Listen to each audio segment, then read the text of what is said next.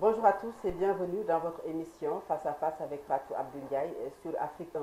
Afrique 1 est le tout premier média basé en France et entièrement dédié à la diaspora d'Afrique francophone. Aujourd'hui, je reçois Bakary Diédhiou, honorable député lors de la 14e législature. Il est aussi député à cette 15e législature, membre également du bureau de l'Assemblée nationale et 4e secrétaire élu de l'Assemblée nationale. Bakary, merci d'avoir accepté notre invitation. Bonjour. Bonjour Fatou, c'est un plaisir pour moi d'être votre invité, donc au niveau de cette émission Face à Face. Je profite pour saluer les téléspectateurs de Afrique 1 et je me mets à votre entière disposition pour écouter, échanger avec vous. Merci beaucoup. Alors ce matin à l'Assemblée nationale, vous avez voté la suppression de deux institutions. Il s'agit du Haut Conseil des collectivités territoriales et du Conseil économique, social et environnemental. L'une des institutions existe depuis 1961. Aujourd'hui, quelle est la pertinence de supprimer ces deux institutions? Merci Fatou Abdou. Je crois qu'il faut rappeler d'abord la position du parti Pastef les Patriotes par rapport à ces deux institutions. Le parti Pastef les Patriotes avait toujours dit que ces deux institutions, par rapport à ce contexte actuel où tout est urgence au Sénégal, ne sont pas très rentables et utiles. Et rappelez qu'en 2022, lorsqu'il s'agissait de passer à l'élection pour ces deux institutions, les membres de ces deux institutions, nous avons opté pour une position de ne pas prendre part, de ne pas participer à ces élections.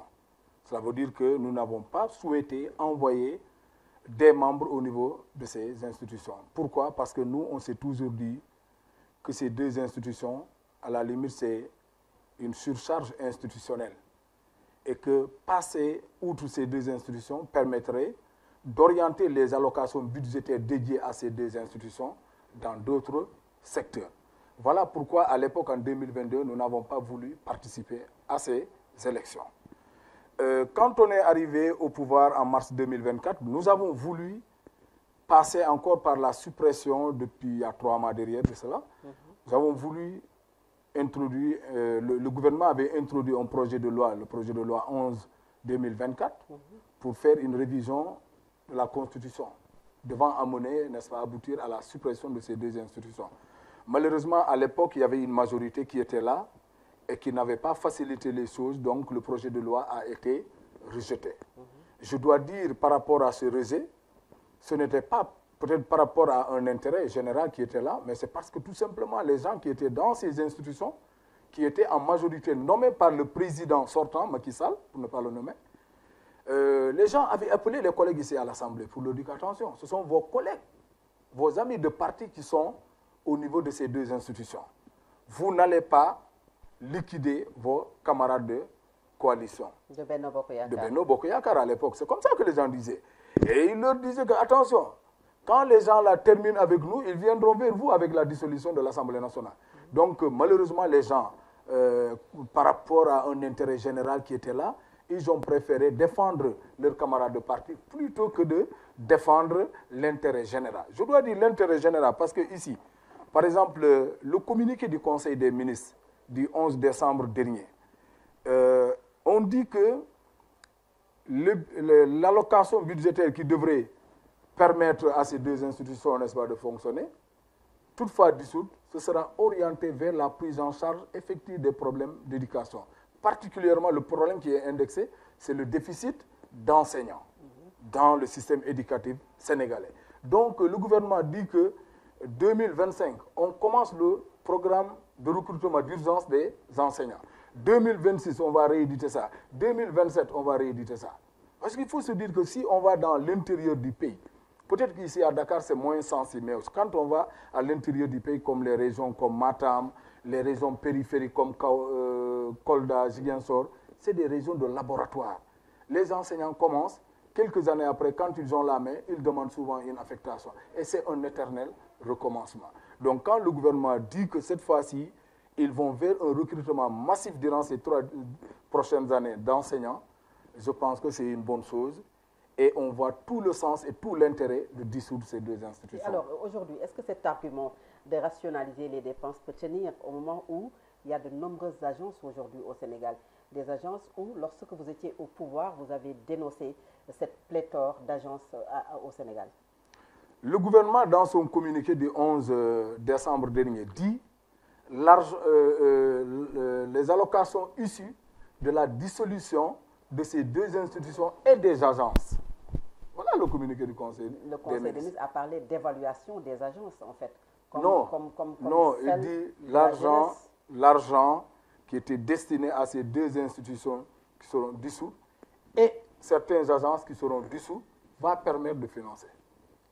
Il faudrait revoir le Soleil, le journal Le Soleil même, c'est là-bas. Alors que chaque mercredi, vous nommez un nouveau directeur général d'une agence nationale. Oui, mais cela ne veut pas dire que les agences vont disparaître, mais on regarde les agences dont on pense que c'est une surcharge par rapport à leur cahier de charge, parce que peut-être qu'il y a une autre agence qui fait ce travail-là. Il y a telle autre direction qui fait ce travail-là. Maintenant, le gouvernement est en train de parfaire tout ce travail-là. Il regarde les agences qui peut-être que constituent pour eux une démultiplication de ce qui était en train de se faire par l'autre. On passe par la dissolution. Il ne faut pas oublier qu'on a déjà dissous pas mal de choses. Hein. Donc, on est dans cette logique de continuer. Quand on évalue... Vous avez dissous pas mal de choses, c'est-à-dire par rapport à la dissolution. Comment s'appelle le commissariat, je ne sais pas de quoi, là, de... Ah oui, vous avez dit, ouais, c'est vrai. C'est dissous il n'y a pas longtemps. Oui, hein? Il y a à peine 3 à 4 mois. Mais aujourd'hui, est-ce que vous n'allez pas peut-être encore installer une autre institution, quelques années après, une institution qui sera budgétivore, puisque c'est le cas des anciens régimes. Le président Macky Sall, en 2012, il avait supprimé le Sénat après les inondations. Et quelques années après, même pas 2 années, en 2014, il met en place le Haut Conseil des collectivités territoriales et puis le Conseil social et environnemental. Est-ce qu'on ne va pas aujourd'hui assister à cela avec votre régime? Non, ce n'est pas ce qui est envisagé. De toute façon, les gens se disent que nous sommes dans le cadre de la rationalisation des ressources publiques, n'est-ce pas? Je ne peux pas imaginer aujourd'hui qu'on dissout le Haut Conseil des collectivités territoriales pour après créer une institution à côté. Maintenant, à l'avenir, dans les générations à venir, parce que certains nous disent qu'il faut introduire des clauses d'éternité. Non, on ne peut pas tout de suite et maintenant décider pour les autres générations à venir. Mais pour le moment, nous disons que tout est urgence dans ce pays-là. Au lieu que, par exemple, ces ressources-là soient démultipliées ailleurs, là, il vaut mieux avoir, par exemple, des agences ou des directions qui sont fortes. Leur allouer des allocations financières, n'est-ce pas, qui sont conséquentes et qui leur permettent de faire le travail. Moi, je suis d'accord. Parce que le Sénégal, tel que ça fonctionne, tu vas voir telle direction ou telle agence qui s'occupe de ceci. Vous avez parlé tantôt des inondations. La question, par exemple, de la gestion des inondations au Sénégal. Oui. Il y avait beaucoup de ministères qui s'occupent. Vous allez au ministère de l'Urbanisme, on vous parlera de gestion des inondations. Vous allez au ministère des collectivités territoriales, on vous parlera du projet 1, projet 2, tout ça c'est en rapport avec la lutte contre les inondations. Finalement, tu te dis que, est-ce que ça ne se pose pas un problème d'imputabilité? Parce que l'autre se dit que c'est l'autre qui doit faire ça. Et l'autre pense que c'est l'autre qui doit faire ça. Alors que tous ont reçu des budgets. Maintenant, quand tu soulèves une question ici, au niveau de l'Assemblée, on te dit non, c'est du domaine de l'autre ministère. Ce ministère-là passe aujourd'hui, tu poses l'autre, on te dit que non, c'est l'autre ministère qui est passé. Donc finalement, il se pose un problème d'imputabilité. Voilà pourquoi moi, je suis d'accord qu'il y ait des directions ou des agences fortes avec des allocations budgétaires conséquentes et qui permettent de prendre les questions en charge. On saura que c'est inscrit dans le cahier de charge de telle agence ou de telle direction. Très bien. Alors, on va parler de tout à fait autre chose, de cette loi d'amnistie. Aujourd'hui, on en parle. Qu'est-ce que vous en pensez, Bakary, honorable député? Oui, la loi d'amnistie, nous avons toujours dit que nous ne sommes pas totalement contre. Mais on avait posé des questions au gouvernement pour nous dire le contenu de cette loi. Vous voyez? Parce qu'à l'époque, quand on nous posait la question là, sur la loi de l'amnistie, c'était à la limite, on était entre le marteau et l'enclume. Parce qu'il fallait dire oui ou non. Quand on dit non, alors qu'il y a des milliers de jeunes Sénégalais qui croupissent en prison. Les gens pourraient interpréter et dire que oui, Pastef a voté non, Ousmane Sonko a demandé à ses militants de voter non. Il n'a pas pitié aux jeunes qui sont en train de croupir en prison. Voilà pourquoi, à l'époque, il était question de demander au ministre garde des Sceaux le contenu réel de cette loi d'amnistie.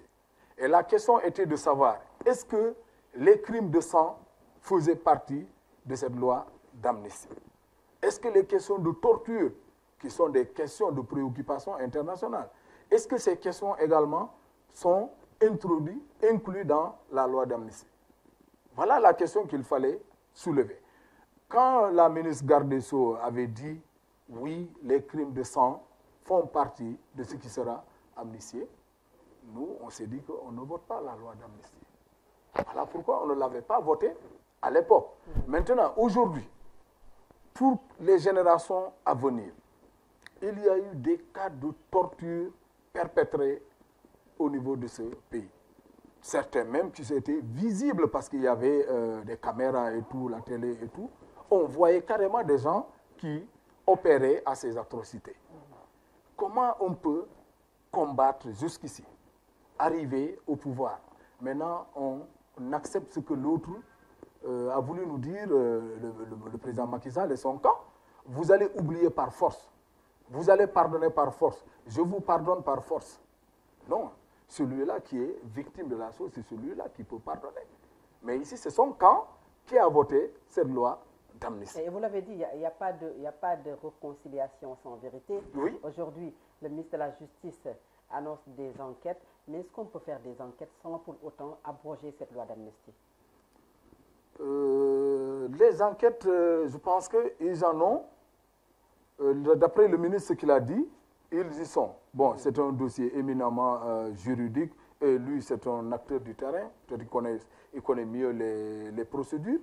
Mais nous, dans notre logique, c'est d'aller vers l'abrogation de cette loi d'amnistie pour que l'on puisse dire aux Sénégalais quels sont vraiment les auteurs de certains actes qu'on a estimés des crimes, qui sont ceux qui sont les commanditaires.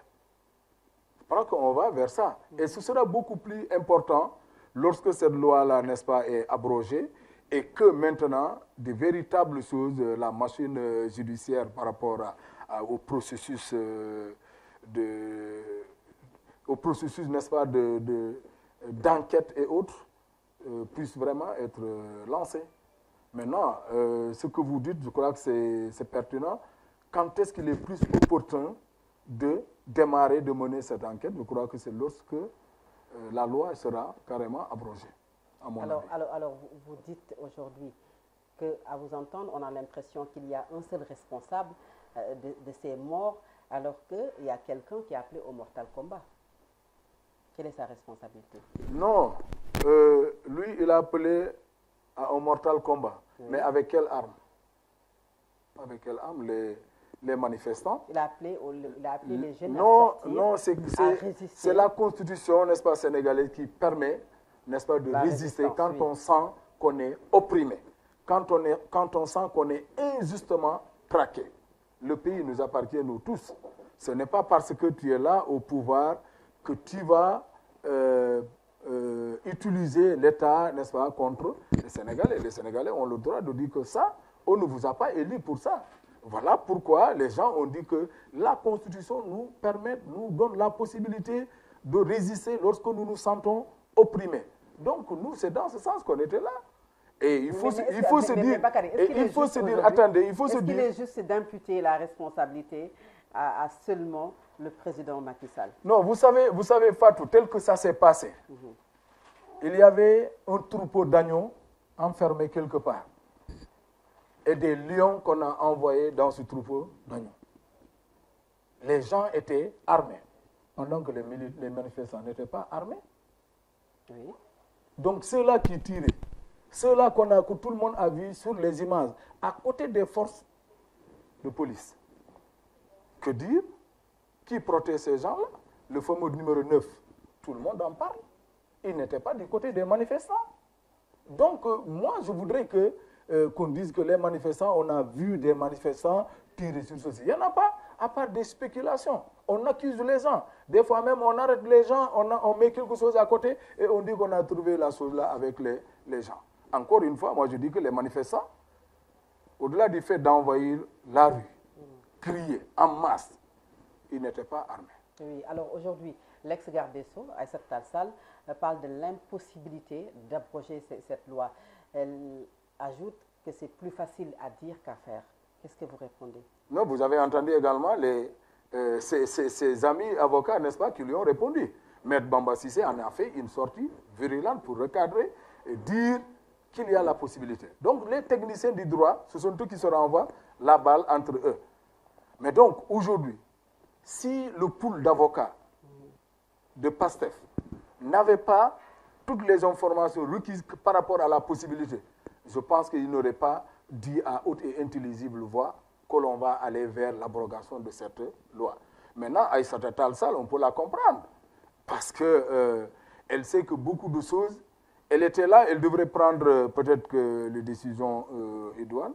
Ce n'était pas fait sous son magistère, et on doit même se demander pourquoi on a laissé toutes les femmes de la paire pour l'investir. Elle est oser l'avenir. Ouais, mais après, elle a rejoint. Oui, mais après, elle a rejoint la coalition Benno Bokk Yakaar. Elle a été nommée ministre de la Justice aussi. Oui, mais attendez, les gens de la paire l'ont investi au détriment des femmes de la paire. Ça, c'est le linge sale de la coalition. Oui, voilà pourquoi je dis qu'elle est dans son rôle. C'est-à-dire que je ne peux pas comprendre aujourd'hui qu'elle qui a un mouvement qui n'est pas aussi populaire que ça, on laisse tous les gens, les femmes là de la paire pour l'investir. C'est parce qu'il y a une mission qu'elle doit jouer. Elle est dans son rôle. C'est mon analyse. Hein. Très bien. Alors, nous allons parler également de l'affaire Barthélémy Diaz. En l'espace de moins d'une semaine, Barthélémy Diaz a été déchu de son poste de député déjà à l'Assemblée nationale, révoqué de son poste de député et encore radié de son poste de maire de la ville de Dakar. En termes de démocratie, est-ce que cela ne pose pas de problème? Non, ça ne pose pas un problème de démocratie. Au moins, c'est la démocratie qui s'exprime de la sorte. C'est également, je ne sais pas, la loi qui... Parce que la loi et la démocratie riment. Hein. Il faut exercer les lois de ce pays convenablement pour dire qu'on est en démocratie. Comme on dit que si tu es élu député, il faut ceci. Mais les mêmes choses disent que si tu es député et que tu fais l'objet d'une condamnation, c'est la loi qui le dit. N'est-ce pas? La Constitution le dit clairement à son article 61. Ce même article est repris par le règlement intérieur de l'Assemblée nationale en son article 51. Tel que écrit dans la Constitution, exactement la même chose. C'est comme si on a fait un copie-coller au niveau de la clé. J'ai essayé de comparer comme ça. Ce sont les mêmes mots. Donc, quand un député a fait l'objet d'une condamnation, le ministère de la Justice doit adresser une correspondance au président de l'Assemblée nationale pour lui demander de retirer ce dernier des listes des députés. C'est ce que le ministre de la Justice, garde des Sceaux, a fait. En prenant toutes ses responsabilités. Parce que la loi, elle est là. La condamnation de M. Barthélémy Diaz, elle est définitive depuis 2017. Donc, Barthélémy ne devrait même pas faire l'objet, n'est-ce pas, d'une candidature. Parce qu'il n'a pas un casier judiciaire vierge. Et la question qui se pose, c'est comment cela a échappé à la direction générale des Maintenant, c'est ce que tout le monde se pose comme question. Pourquoi il est venu déposer un casier? Moi, je ne sais pas s'il a même réellement déposé un casier judiciaire vierge, mais ce que le président de l'Assemblée nous a lu la dernière fois, mais c'est un casier judiciaire chargé qui retrace toutes les étapes de condamnation d'appel de M. Barthélémy Diaz.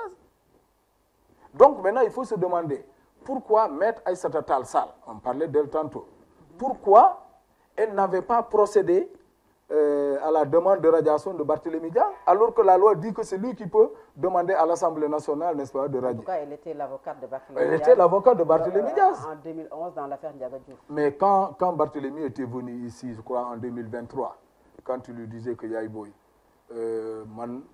d'ici, excusez-moi, je suis en Wolof là, je ne peux pas élire et je ne suis pas éligible. Et lui-même, il avait dit. Donc, tout le monde attendait à ce que Maître Aïssata Tall Sall adresse une demande de radiation à Barthélémy Diaz. Elle ne l'avait pas fait. Donc nous, on se disait que, mais qu'est-ce qui fait que la femme-là ne l'a pas fait? Et dans mon analyse, et c'est ce qui est partagé par certains, en ce moment, le régime de Macky Sall cherchait des poux sur la tête du président Ousmane Sonko. Et qu'un allié de taille à Ousmane Sonko, qui était Barthélémy Diaz, il fallait affaiblir le président Ousmane Sonko. Et donc, quand on a Barthélémy Diaz brandir l'épée de Damoclès, lui dit que toi, tu fais l'objet d'une condamnation définitive. Tu continues, n'est-ce pas, à agir aux côtés de Ousmane Sonko, nous allons brandir ça et te faire sortir, et ta carrière politique sera en arrêt. Mais est-ce que cela ne s'apparente pas à un règlement de compte, ce que vous dites là? Et vous, de votre côté, je veux dire? Non, nous, on ne règle pas un compte. Mais nous, on se dit que, attention, nous, on a appelé à ces 3 J, le Djoub Djoubel Djoubanti. Il y a la loi qui était là d'une condamnation définitive. Il faut l'appliquer. Ce que l'autre là n'avait pas fait. Pourquoi? On ne sait pas. Mais c'est certainement des calculs politiques derrière.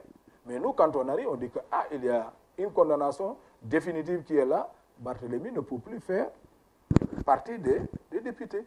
C'est tout simplement ce que le ministre a fait. Est-ce qu'on peut se réjouir aujourd'hui de cette décision administrative alors que le maire de la ville de Dakar, Barthélémy Diaz, a été élu au suffrage direct, direct plutôt? Vous parlez de réjouir, hein? Mais moi, on ne peut pas se réjouir d'une condamnation de quelqu'un. On ne peut pas se réjouir non plus de la radiation de quelqu'un. Mais attendez, c'est une loi qui est là. Si Barthélémy est élu au suffrage universel, mais nous tous, on est élus au suffrage universel, direct. Quelle est la différence? Ce n'est pas parce que c'est Barthélémy que la loi doit boiter. Non. Elle doit rester debout. C'est ça, hein? Il fait l'objet d'une condamnation définitive. Et il faut peut-être dire que ce n'est pas nous qui l'avons condamné définitivement. Hein? Ce n'est pas notre régime, puisque la loi, elle est là pour tout le monde. Il était condamné bien avant notre arrivée au pouvoir. On dit qu'il faut appliquer la sentence qui sort du tribunal. Et aujourd'hui, il y a le conseil municipal de la ville de Dakar qui compte se réunir le lundi pour également apporter son soutien à Barthélémy Diaz et déposer même une motion. Qu'est-ce que vous en pensez? Une motion pour faire quoi? Pour soutenir Barthélémy Diaz, en fait. Ah oui, c'est leur droit. Hein. Tu sais, quand tu travailles avec quelqu'un, il a des difficultés, tu dois lui montrer tout ton soutien. Maintenant, jusqu'où ils sont capables d'y aller? Jusqu'où ils sont capables d'y aller? C'est ça la question. Ils vont tenter de soutenir Barthélémy. À vous entendre, Barthélémy n'a aucune chance puisqu'il doit déposer un recours dans 10 jours, c'est-à-dire que le délai de recours, c'est 10 jours. Et dans ce recours, il n'a aucune chance. Vous pensez qu'il n'a aucune chance? Il n'a aucune chance. Parce que, non, attends, il n'a aucune chance. Il fait l'objet d'une condamnation définitive. Il a tenté de faire appel lui-même pour se tirer d'affaire, mais il n'a pas obtenu gain de cause. Et les faits pour lesquels il est incriminé, tout le monde lui-même, il a reconnu. Et tout le monde également, tous les Sénégalais, ils ont vu. On a vu Barthélémy tirer sur des gens. Et lui-même, il le dit, il ne peut pas le nier. C'est filmé, il y a des vidéos. Et certains disaient que ça pouvait être légitime défense. Mais moi, je dis qu'il a outrepassé les prérogatives, les limites de... Vous l'avez descendu. Il a outrepassé les limites, attendez, excuse-moi, les limites de la légitime défense. Parce que les assaillants, à un certain moment, on les a vus reculer. Et c'est maintenant Barthélémy et son camp qui est allé vers les assaillants. C'est vrai ou faux? Oui, mais on a vu votre mentor, le leader de PASTEF, Ousmane Sonko, Premier ministre du Sénégal, défendre Barthélémy Diaz. Oui. Est-ce que ça, c'est un mal? Quand on a mis... Je ne pouvais pas revenir... Attends, attendez. Non, Ousmane Sonko soutenait Barthélémy pour essayer de lui tirer d'affaire, lui éviter une condamnation. Parce qu'il sait que si Barthélémy est condamné définitivement, sa carrière politique va en pâtir. Maintenant, quand il y a un ami qui a un problème, tu le soutiens. Mais toutefois, ce soutien-là s'arrête lorsqu'il y a une condamnation définitive. Barthélémy a été condamné définitivement, malgré les soutiens de tous bords qu'il avait connus. Mais la justice, elle est restée droite dans ses bottes jusqu'à ce qu'il prononce la sentence le condamnant. Très bien. Alors, donc, on ne peut rien reprocher à Ousmane Sonko. Alors, par rapport au budget, nous allons parler du budget du Sénégal pour l'année 2025. On parle d'une baisse de ce budget. Est-ce qu'elle est significative, cette baisse? On parle de la présidence, qu'il y a une baisse de la primature et de l'Assemblée nationale, entre autres?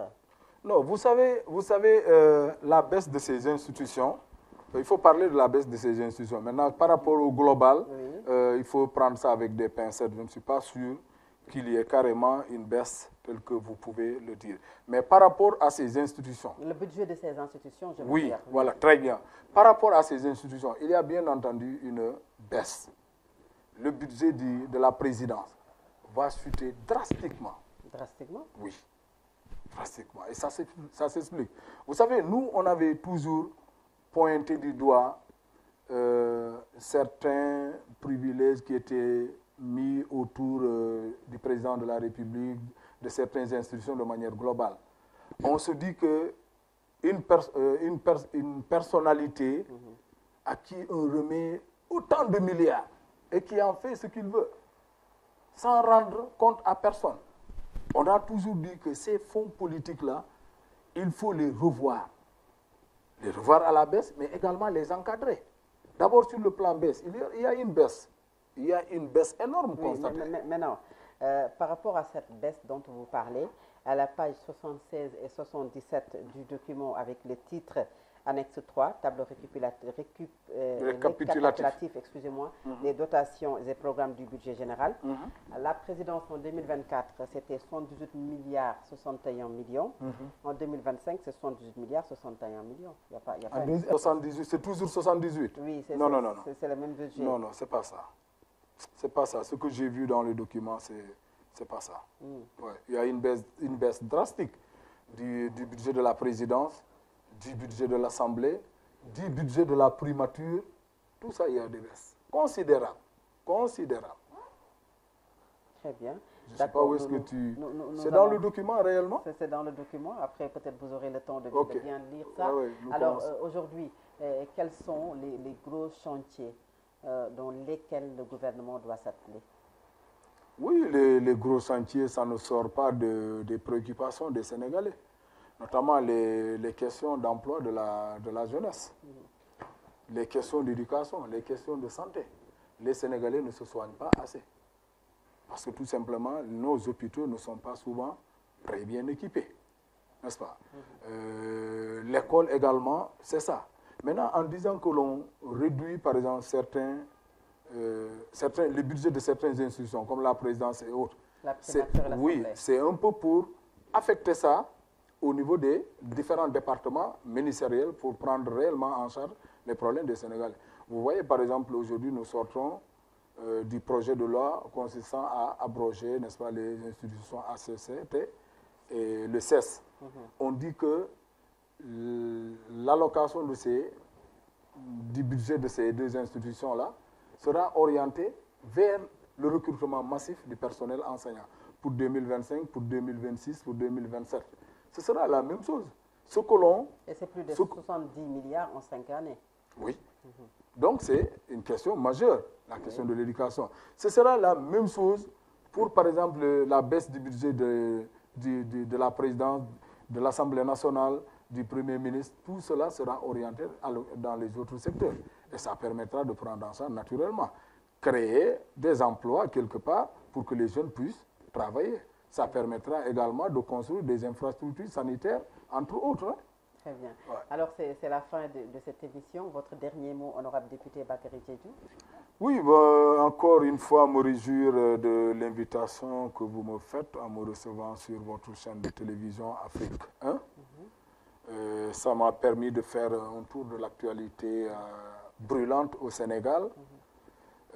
Ça nous permet également de nous exprimer pour nos compatriotes de la diaspora qui, des fois, certaines questions taraudent leur esprit, mais ils n'ont pas connaissance suffisante, ils n'ont pas d'autres personnes pour dire que voilà réellement comment ça s'est passé. Nous avons évoqué tout à l'heure le cas de la suppression de ces deux institutions. Il était pour moi question de revenir pour montrer que c'est une cohérence politique, c'est une option politique, on soit fait par le parti de dire que ces institutions-là, on n'en a pas besoin, étant donné que ce sont deux institutions que le président de la République consulte pour avis. Mais celui qui dit que je n'ai plus besoin de votre avis, je crois que ça ne doit pas être un problème. Parce que les avis sont transmis au président de la République qui en fait ce qu'il veut. Donc merci beaucoup de nous avoir permis de revenir en long et en large pour éclairer la lanterne de ceux qui ignoraient. Très bien. Merci. Merci également à vous d'avoir accepté notre invitation. Je rappelle que vous êtes député à cette 15e législature. Vous êtes également membre du bureau de l'Assemblée nationale. Vous êtes aussi le 4e secrétaire élu de l'Assemblée nationale. C'était tout pour votre numéro face à face avec Fatou Abdou Ndiaye sur Afrique 1. Je vous donne rendez-vous prochainement avec un autre invité. Merci, au revoir.